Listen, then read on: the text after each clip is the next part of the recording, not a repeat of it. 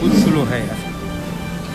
भोजपुरी भाषा, भोजपुरी गाना पे आप सब जितने बाबू आप लोग आए हैं, रील बनाते हैं, आप लोग एंजॉय करते हैं। और पहली बार पावर स्टार पवन सिंह जी ने अपने गाने का प्रमोशन किया और वो भी प्रमोशन लखनऊ में किया। तो वैसे मैं आपको बता देना चाहता हूँ कि पावर स्टार पवन सिंह का चैत का जो गाना रिलीज हुआ है, ये गाना इस बार फिर से एक बार नया हुंकार मचाने वाला है। और देखा जाए तो इस बार ये गाना लगन में बहुत तेज़ी के साथ बजने भी वाला है।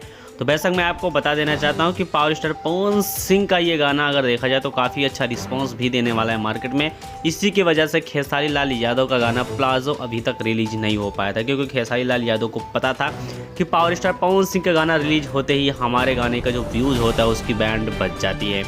तो मैं आपको बता देना चाहता हूं कि पावर स्टार पवन सिंह जी ने जब भी कोई गाना रिलीज करते हैं तो अपने आप में एक नया इतिहास शामिल कर देते हैं। तो इस बार भी एक नया रिकॉर्ड कायम करने वाले हैं। तो वैसा कि आप लोग कमेंट करके हमें बताइए और मिलते हैं अगले नेक्स्ट अपडेट के